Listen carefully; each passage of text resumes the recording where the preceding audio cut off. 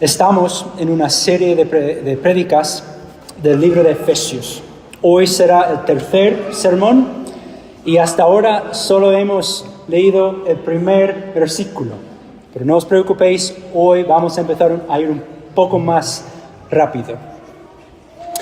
Quiero empezar en el versículo 2. Después de que Pablo se identifica a sí mismo e identifica a los destinatarios de esta carta, dice lo siguiente, dice: gracia a vosotros y paz de nuestro Señor, de Dios nuestro Padre y del Señor Jesucristo. A Pablo le gusta empezar sus cartas así, con las palabras gracia y paz. Pero eso no significa que el versículo 2 sea un saludo y nada más. Mira las dos cosas que Pablo dice que desea que los efesios experimenten. Dice, gracia a vosotros y paz. Podemos resumir el Evangelio con estas dos palabras. La gracia es el favor inmerecido de Dios. Es lo que Dios nos muestra cuando no lo merecemos. Y la paz, en un contexto judío, significa más que la ausencia del conflicto. Significa el bienestar en el sentido más amplio de la palabra. Estás bien con Dios y estás bien con los demás. Así, gracia y paz resume la razón por la que Dios nos ha salvado por su gracia, y resume todos los resultados de haber sido salvados, es decir, nuestra paz, nuestro bienestar completo. Y esta carta es una ampliación de estas dos palabras.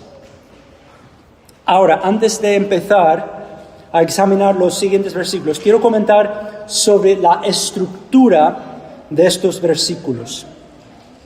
Primero, tenemos que entender algo muy interesante acerca de versículos 3 al versículo 14. En griego, los versículos 3 a 14 son una sola oración, ¿vale? En griego, la oración empieza con el versículo 3 y no hay punto hasta el versículo 14. Encontramos la oración principal, la idea principal de este pasaje en versículo 3. Dice, bendito sea el Dios y Padre de nuestro Señor Jesucristo. Es decir, todo lo que sigue en esta oración depende de esa declaración. Bendito sea Dios. Es la verdad central y todo lo demás va a apoyar esa declaración. Es como si Pablo empezara diciendo, bendito sea Dios y Padre de nuestro Señor Jesucristo. Ahora, dejadme deciros por qué digo eso. Y escribe hasta el versículo 14, apoyando y dando ejemplos de esta gran verdad. Que Dios sea bendito significa que Él sea alabado, adorado, apreciado o reconocido por su valor. Bendecir, hablar bien bien decir. Bendecimos a Dios cuando reconocemos, normalmente lo decimos, ¿no? Cuando reconocemos quién es y lo que Él ha hecho por nosotros. Ahora, ¿por qué dice Pablo que Dios es bendito? En resumen, Él es bendito porque nos ha bendecido con toda bendición espiritual. Eso es la razón por la que podemos decir que Dios es bendito. Nota algo muy interesante con cómo usamos esas palabras. Nosotros bendecimos a Dios Cuando lo alabamos y lo apreciamos y reconocemos su valor, nosotros bendecimos a Dios. Dios nos bendice a nosotros cuando Él nos concede sus beneficios. Eso es lo que significa decir que Dios nos bendice. Él habla y de lo que Él dice recibimos de su bondad. Y nota que son bendiciones espirituales. Normalmente cuando Pablo usa la palabra espiritual, está refiriéndose al Espíritu de Dios. Y cuando usa la palabra carnal, por ejemplo, está hablando del ser humano sin ese Espíritu de Dios. Es decir, estas bendiciones son bendiciones espirituales. Tiene que ver con Dios, quien es Espíritu. No son bendiciones como mi carne natural define la palabra bendición. No son ese tipo de bendiciones. Son bendiciones espirituales del Espíritu de Dios. Ahora mira cómo empieza entonces el versículo 4. Dice, según. Esta palabra aquí significa que lo que sigue son ejemplo tras ejemplo de todas las bendiciones espirituales que Dios nos ha concedido. Y mira cuántas bendiciones hay. Pablo no puede dejar de escribir esta oración con todas esas bendiciones hasta el versículo 14. Así que así funciona esta oración súper larga. Empieza con la declaración que Dios sea bendito, alabado, adorado, apreciado, reconocido. Y después dice la razón por la que deberíamos bendecir a Dios. Nos ha bendecido con toda bendición espiritual. Y después va dando ejemplo tras ejemplo de todas esas bendiciones espirituales. Así funciona Efesios 1, 3 a 14. Y claro, mira las últimas dos palabras del versículo 3. En Cristo. Como Pablo va a repetir vez tras vez, todas las bendiciones espirituales que recibimos de Dios vienen porque somos uno con Cristo. Somos uno con Cristo igual que mi cabeza y mi brazo son uno. Y por eso recibimos todas estas bendiciones espirituales. Fuera de Cristo no hay nada de lo que vamos a ver para nosotros. En Cristo recibimos todas de estas bendiciones espirituales que vamos a ver en este pasaje. Quiero que veamos una cosa más acerca de la estructura de versículos 3 a 14. Si la pregunta es, ¿por qué deberíamos bendecir a Dios? Pablo ha organizado las razones según cada persona de la Trinidad. Entonces, esta oración se divide en 3 secciones. En versículos 4 a 6 tenemos la obra del Padre en nuestra salvación. Versículos 7 a 12 hablan de la obra del Hijo en nuestra salvación. Y versículos 13 y 14 hablan de la obra del Espíritu Santo en nuestra salvación, en darnos todas estas bendiciones espirituales. Hoy vamos a ver la obra del Padre en nuestra salvación y Dios mediante veremos la obra del Hijo y del Espíritu la semana que viene. Entonces, déjame leer Efesios 1, 3 a 6 y por favor, seguid conmigo en vuestras Biblias o en la pantalla. Voy a estar leyendo de la Biblia de las Américas.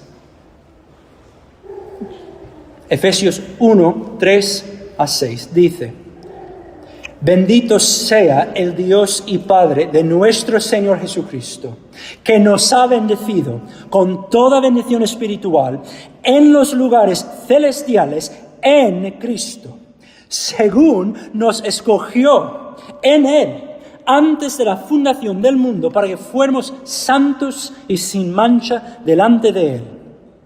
En amor nos predestinó para adopción como hijos para sí, mediante Jesucristo, conforme al beneplácito de su voluntad, para alabanza de la gloria de su gracia, que gratuitamente ha impartido sobre nosotros en el amado.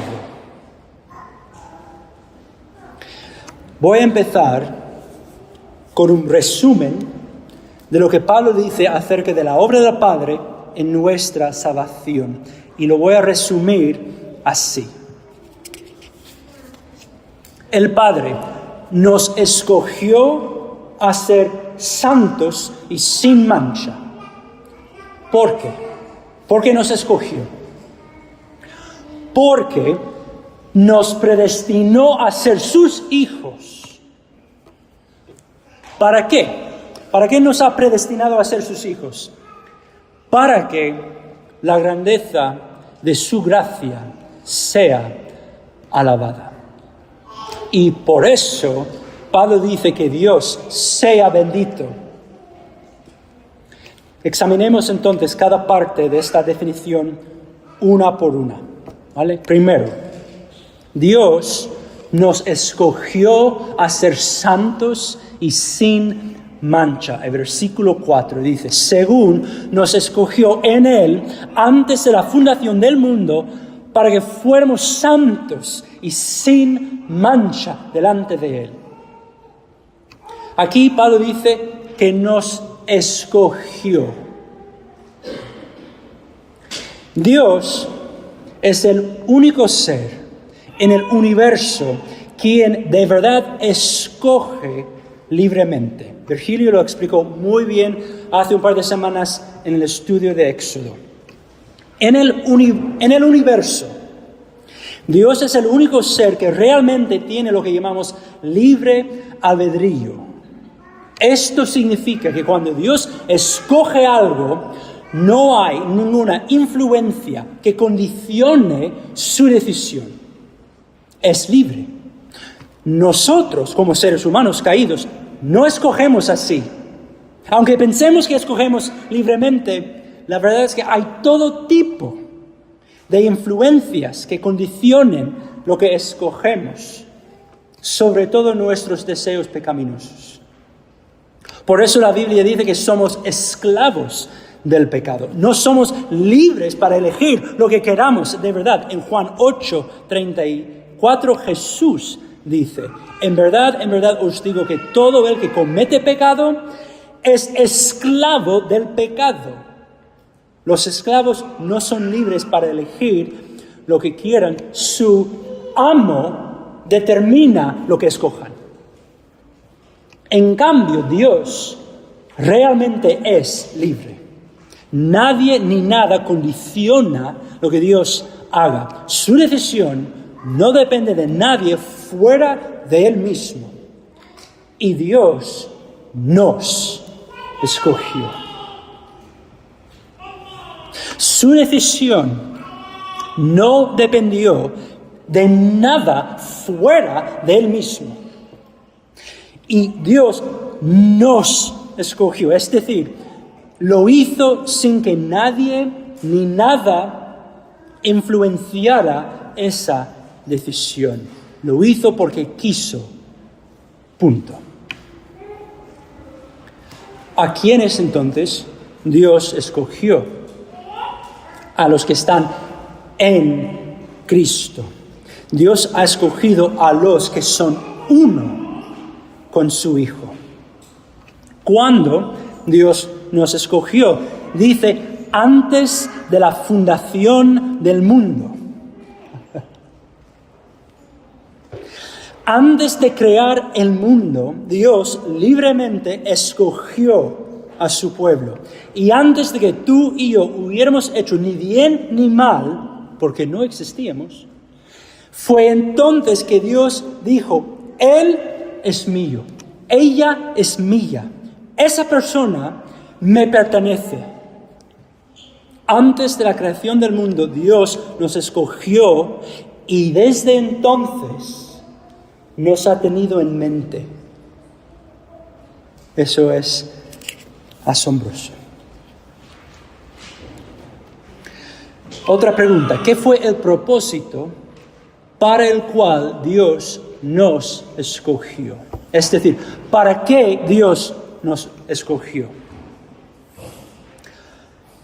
Dice, para que fuéramos santos y sin mancha delante de Él. Eso es tu destino, hijo de Dios, ser santo y sin mancha delante de Dios. Santos y sin mancha, eso es lo que vimos hace 2 semanas. Dios nos escogió para que fuéramos separados y dedicados al uso exclusivo de Dios. Y nos escogió a compartir varios de los atributos que solo Dios tiene. Pero después comparte con nosotros esos atributos únicos que solo Dios tiene. Entonces nos escogió a compartir sus atributos, a ser santo, sin mancha. A veces nos podemos hacer la pregunta, ¿por qué es que la Biblia nos llama vez tras vez a vivir vidas puras en este mundo, como Jesús vivió? Y yo puedo decirte, porque para eso Dios nos escogió. Y mira dónde vamos a disfrutar de ese estado para siempre, delante de Él. Como somos santos, por eso podemos acercarnos a Dios mismo y estar con Él para siempre. Así que, volviendo a mi resumen. La obra del Padre en nuestra salvación. El Padre nos escogió a ser santos y sin mancha. ¿Por qué? La segunda parte es porque nos predestinó a ser sus hijos. Ahora, la NVI y la LBLA empiezan una nueva oración con las últimas 2 palabras del versículo 5. La LBLA lo dice así, para que fuéramos santos y sin mancha delante de Él, en amor nos predestinó para adopción como hijos. Y la NVI dice algo similar. Recuerda, en griego esto es una sola oración, que no para. La Reina Valera lo traduce así, que representa mejor el original. La Reina Valera dice, nos escogió en Él antes de la fundación del mundo, y dice, habiéndonos predestinado para ser adoptados hijos suyos. El original no dice, en amor nos predestinó, sino, en amor habiéndonos predestinados. ¿Cuál es la diferencia? Dios nos escogió. Ahora, ¿nos escogió habiendo hecho qué? Esa es la pregunta. Nos escogió habiéndonos predestinado. ¿Ves la conexión allí? Es como si yo dijera, habiendo acabado toda la leche en la nevera, yo fui a Mercadona para comprar más. ¿Qué es la razón por la que yo fui a Mercadona? Habiendo acabado toda la leche que está en la nevera, o en el frigorífico. En la nevera no, en el frigorífico. Aquí la frase, habiéndonos predestinado, contesta una pregunta. La pregunta que contesta es, ¿por qué? ¿Por qué Dios nos escogió? Dios nos escogió habiéndonos predestinado. Por eso nos escogió. ¿Ves esta conexión? La razón por la cual Dios nos escogió es porque nos predestinó. Bueno, ¿qué significa eso? ¿Qué significa la palabra predestinar? significa determinar de antemano. Es decidir antes, ¿no? Predestinar. Entonces, según Pablo, la razón por la que Dios nos escogió, la razón por la que Él dijo, Él es mío, ella es mía, es porque lo había determinado de antemano.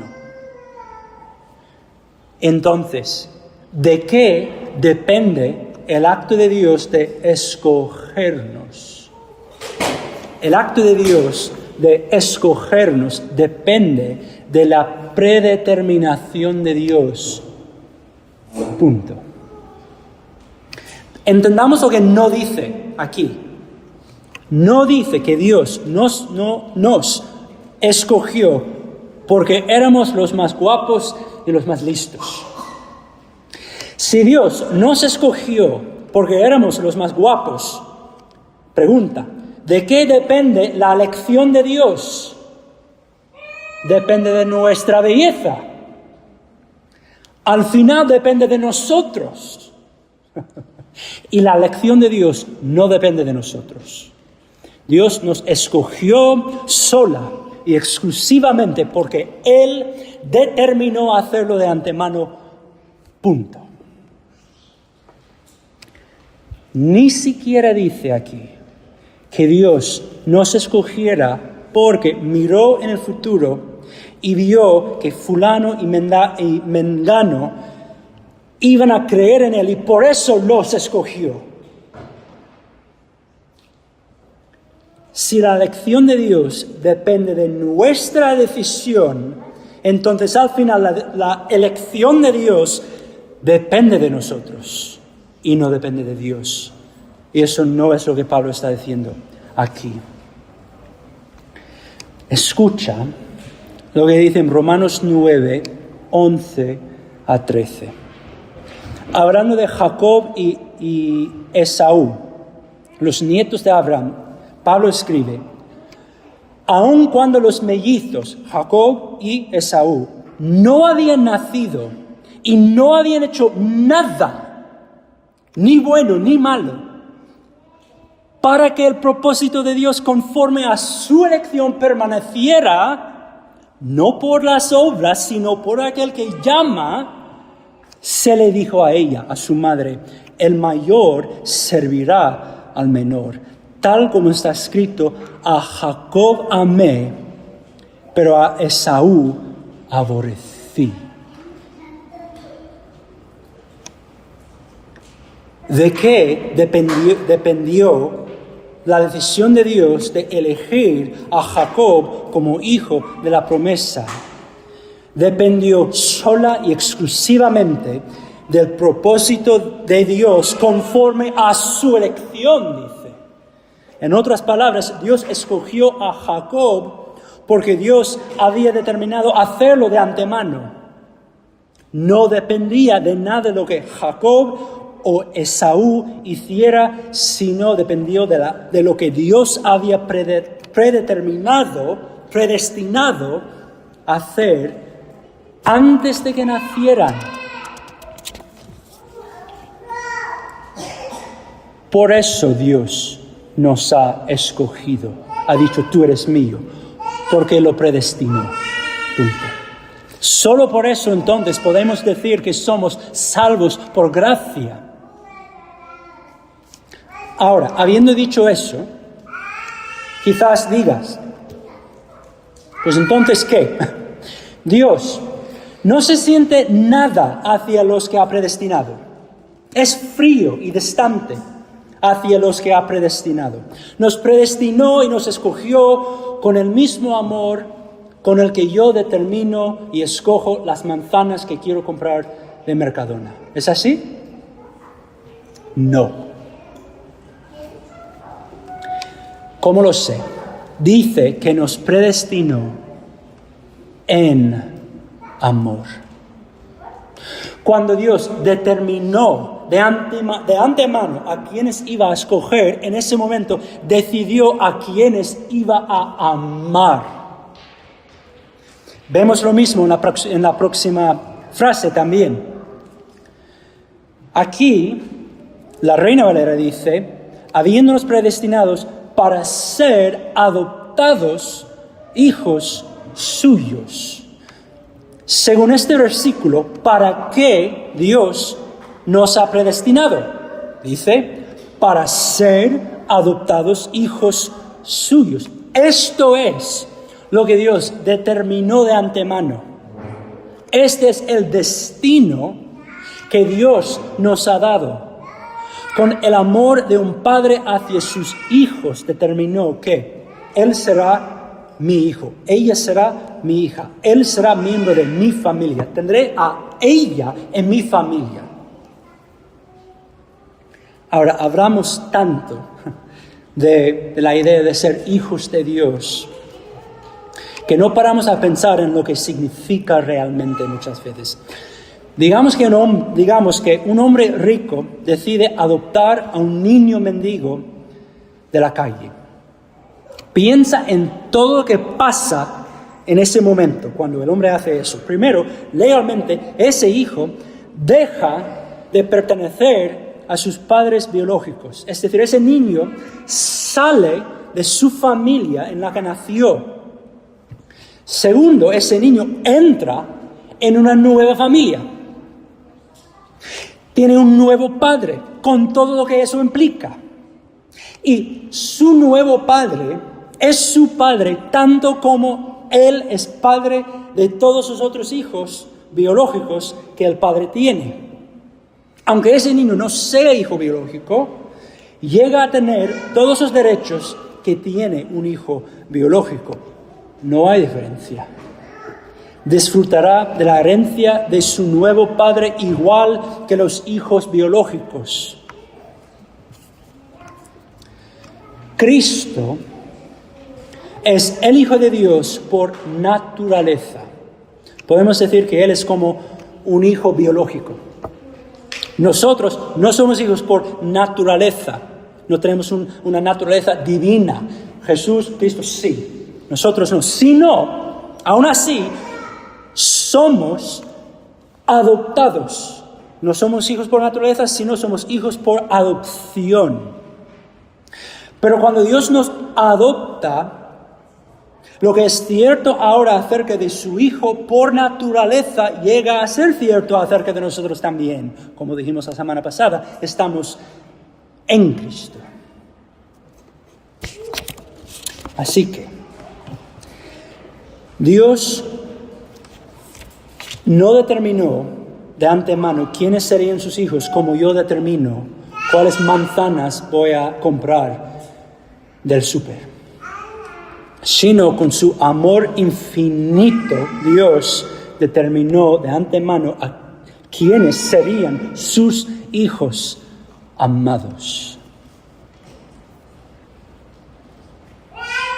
Entonces, volviendo a mi resumen de la obra del Padre en nuestra salvación, hemos visto que nos escogió a ser santos y sin mancha. ¿Por qué? Porque me escogió a mí. Me escogió a mí porque me predestinó a ser su hijo. Ahora, la última parte es ¿para qué? ¿Para qué Dios nos predestinó a ser sus hijos? Lo voy a resumir así. Para que la grandeza de su gracia sea alabada. Versículos 5 y 10 en la Biblia de las Américas dicen: nos predestinó para adopción como hijos, para sí, mediante Jesucristo, conforme al beneplácito de su voluntad, para alabanza de la gloria de su gracia, que gratuitamente ha impartido sobre nosotros en el amado. ¿Qué fue su meta al adoptarnos? ¿Qué quería Dios alcanzar al adoptarnos como sus hijos? ¿Qué fue el fin que deseaba? Dice que Dios deseaba la alabanza de la gloria de su gracia. En otras palabras, Dios quería que la gloria de su gracia sea alabada, que sea adorada, que sea exaltada, que todos nosotros, al ver su gracia, dijéramos gloria y honra al Señor por su gracia. Eso es el fin, eso es el propósito. Entonces, ¿qué es la gloria de su gracia? Si eso es lo que Dios estaba buscando, ¿qué es? Para un judío como Pablo, con un trasfondo formado por el Antiguo Testamento y por el idioma hebreo, la palabra gloria significa peso. Es decir, es algo que pesa. La idea es que las cosas valiosas e importantes pesan, ¿verdad? Si Dios es valioso e importante, entonces Dios tiene un peso, tiene una gloria. Incluso nosotros entendemos eso. Cuando estamos cerca de una persona importante, sentimos su importancia, sentimos su peso, ¿verdad? Eso es la gloria de esa persona que estamos percibiendo. El peso, la importancia de Dios que podemos percibir es su gloria. La gloria que Pablo menciona aquí es la gloria de la gracia de Dios. Es decir, es el peso, es la importancia del favor inmerecido de Dios. Entonces, funciona así. La gracia de Dios, su favor inmerecido, tiene un peso, tiene una importancia, tiene valor. Y aquí Pablo dice que Dios nos predestinó para adopción como hijos, para que el peso, ese valor de su gracia sea alabado. Dios nos predestinó para adopción como hijos, para que la grandeza de su gracia sea exaltada. Dios quiere que su gracia sea reconocida como algo valiosa, y que todos los que la vean digan: qué preciosa es su gracia, qué maravillosa es su gracia, qué sublime es su gracia, cuánto amo y valoro su gracia. Y con esa meta en mente, Dios nos predestinó a ser sus hijos y por lo tanto nos escogió. Así funciona la oración. Así que, otra vez, en resumen, el Padre nos escogió a ser santos y sin mancha. ¿Por qué? Porque lo ha hecho.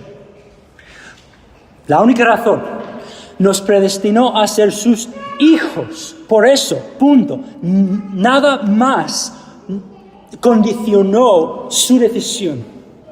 Ahora, ¿para qué? ¿Para qué lo hizo? ¿Qué fue su meta al hacerlo? Para que la grandeza de su gracia sea alabada. Por eso podemos decir: bendito sea el Dios y Padre de nuestro Señor Jesucristo.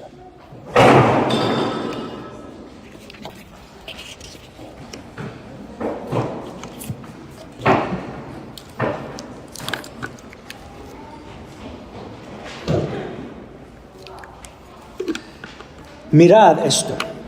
En estos versículos que acabamos de leer, Pablo nos abre la mente de Dios y nos permite ver lo que Dios estaba pensando antes de la creación del mundo. Quiero que lo veamos, así que voy a repasar estos 3 puntos que acabamos de ver, pero en orden inverso, empezando con el último. Entonces, imagínate a Dios en la eternidad pasada, antes de la creación del universo. Dios empezó con su meta, ¿vale?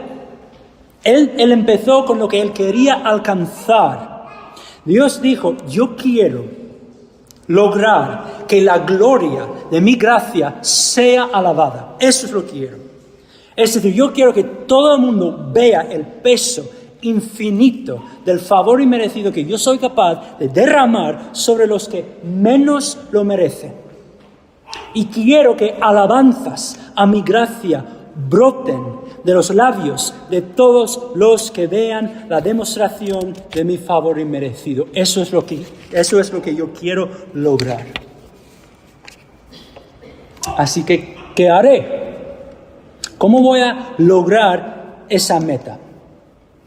Bueno, voy a diseñar mi plan de salvación de tal manera que al final nadie podrá jactarse sino en la grandeza de mi gracia. ¿Cómo voy a lograr eso?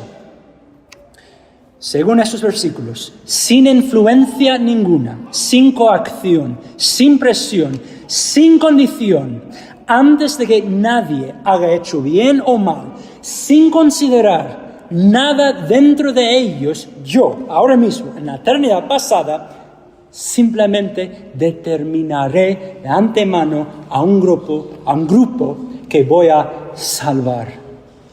No con frialdad, sino con el amor de un padre, predestinaré a los que serán mis hijos. Punto. Así lograré que el peso de mi favor inmerecido sea exaltado.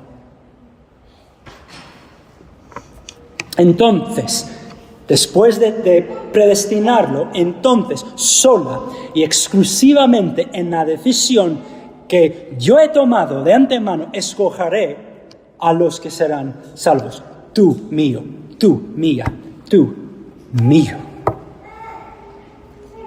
Así Dios nos escogió. Por lo tanto, bendito sea el Dios y Padre de nuestro Señor Jesucristo. En otro sitio, Pablo escribió: oh profundidad de las riquezas y de la sabiduría y del conocimiento de Dios, cuán insondables son sus juicios e inescrutables sus caminos. Pues, escuchad eso. ¿Quién ha conocido la mente del Señor? ¿O quién llegó a ser su consejero? ¿O quién le ha dado a él primero para que se la tenga que recompensar?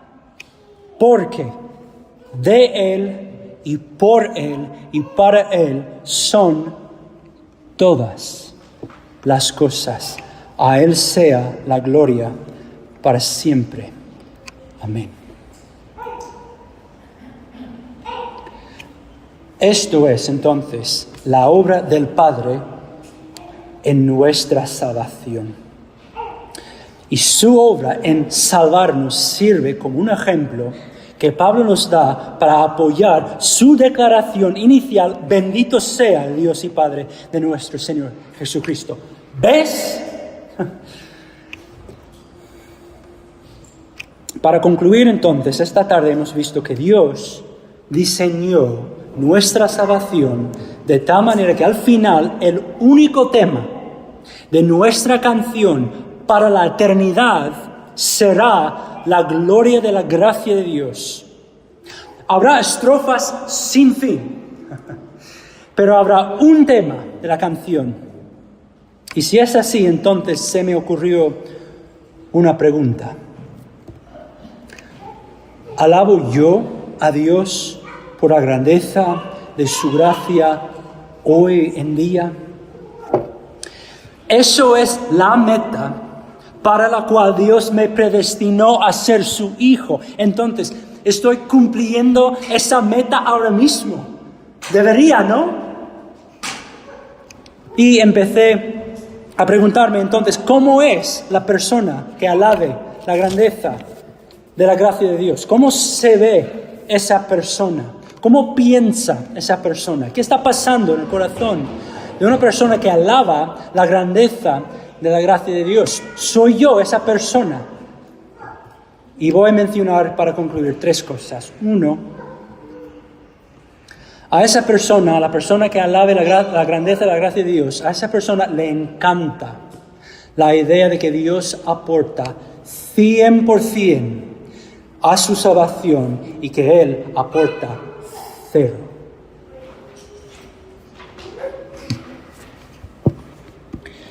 La versión Disney de Aladdin salió cuando yo tenía 5 años. Fue una de las primeras películas que teníamos en casa, en esas, se llaman cintas, ¿no? En esas cintas de los vídeos, ¿no? Hasta hoy, yo recuerdo perfectamente, porque yo recuerdo todas esas escenas porque tenía la película memorizada prácticamente, pero hasta hoy yo recuerdo la escena en la que Jafar, el malo, describe por qué es que Aladín puede abrir la cueva de las maravillas mientras nadie más lo podía abrir. ¿Sabes por qué? Jafar dice que había algo muy especial dentro de Aladín. Aladín no era como todos los demás, era único. Brillaba como un diamante en bruto en un mundo lleno de meras piedras. Y por eso, en la peli, el destino escogió a Aladín a poder abrir la cueva de las maravillas. No era así cuando Dios determinó de antemano adoptarnos como hijos. Dios no dijo, ay, mira a Eric, hay algo muy especial en él, es más especial que los demás, ¿sabes? Y como es tan único, es que no puedo contenerme, tengo que predestinarlo a ser mi hijo. Eso no es lo que pasó. Porque si sucedió de esa manera, entonces eso significa que yo obligué a Dios a predestinarme como su hijo. Y la decisión que Dios tomó finalmente dependió de algo dentro de mí y no dependió de la gracia de Dios. Vale, Dios contribuyó 95%, vale, le doy a Dios 95%. Pero esa cosa especial dentro de mí contribuyó ese 5% por lo menos, ¿no? Y basado en ese 5%, Dios me escogió, ¿no? No. La persona que alabe la gracia de Dios no piensa por un minuto que le haya aportado ni 1% a su salvación. No cree la mentira que había algo especial o único dentro de él, por el cual Dios lo predestinó a ser su hijo y lo escogió a ser santo y sin mancha. A esa persona le encanta la idea de que la única razón por que ahora mismo disfruta del estatus de hijo de Dios es la gracia, el favor 100% inmerecido de Dios. La razón no es porque yo soy bueno. La razón por la que Dios me predestinó es porque Él es bueno. Punto. Y si hemos captado eso acerca de la gracia de Dios, entonces la segunda cosa que voy a decir viene mucho más fácil. Número 2. Para la persona que alabe la grandeza de la gracia de Dios, es imposible que esa persona piense que es mejor que otro. A veces miro a otras personas, incluso a los no creyentes, y pienso, ojalá fuera yo más como esa persona. Y no son hijos de Dios. Por ejemplo, hay no creyentes que conozco que tienen más dominio propio que yo. Hay no creyentes que tienen más paciencia que yo. Hay no creyentes que sirven a sus prójimos mejor que yo. Tenemos un vecino que yo sepa no es creyente y yo no sé cuántas horas ese hombre ha trabajado ayudando a nuestros otros vecinos con cosas en su casa. Y esos otros vecinos son personas, digamos, complicadas. Pero ahí está ese hombre ayudándoles. ¿Qué he hecho yo para esos vecinos? Nada. Entonces, ¿por qué Dios me ha escogido a mí? Porque soy mejor persona que ese hombre. Porque brillé más que él para que Dios me escogiera. Para nada, se llama gracia.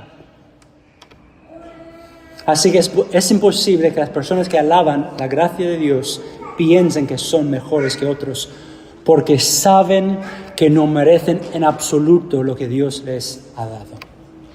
Y número 3, a esa persona, a la persona que alabe la grandeza de la gracia de Dios, le encanta ver la gracia de Dios extendida a los demás. Esto es la prueba para ver si hemos captado la gracia o no. Cuando llegué a este punto en mi preparación esta semana, me di cuenta de algo. Me di cuenta de que no me gusta la gracia de Dios. No me gusta. Yo soy como Jonás, ¿vale? Dios le dice a Jonás que vaya a una ciudad de los enemigos de Israel, una ciudad pagana y pecaminosa, y que predique que si la gente no se arrepiente, Dios va a destruir la ciudad. Bueno, cuando por fin Jonás llega a la ciudad y predica, ¿sabes lo que pasa? La gente se arrepiente y por lo tanto Dios no destruye la ciudad. ¿Y sabes lo que Jonás hace? Se enoja con Dios por el favor inmerecido que Dios ha extendido a una ciudad pagana y pecaminosa. ¿Ves el problema de Jonás? ¿Ves mi problema? A Jonás le encantaba la idea de la gracia de Dios para él y para su pueblo, pero odiaba la idea de la gracia, el favor inmerecido de Dios siendo extendida a otros, especialmente a sus enemigos. ¿Qué fue el problema de Jonás? No entendía el concepto de la gracia de Dios para nada. Si pienso que el favor de Dios es para mí y no es para las personas que no me caen especialmente bien, entonces pienso que el favor de Dios es algo que yo merezco, pero ellos no. Eso es lo que estoy diciendo. Pero, ¿ves el problema? Eso no es gracia si lo merezco. Eso es el punto. Hasta que no quiera ver la gracia de Dios derramada sobre los que menos lo merecen, sobre los que no votan como yo voto, por ejemplo. Yo no puedo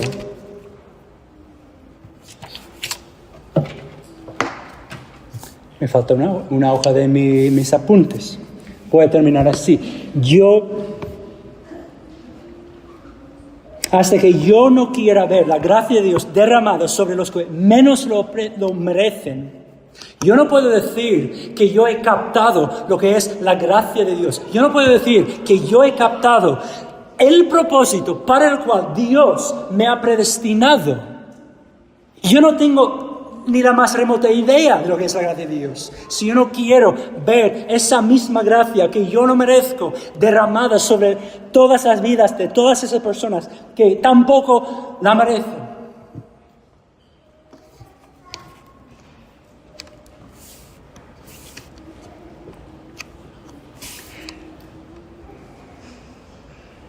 Que Dios nos ayude. No, que Dios nos ayude.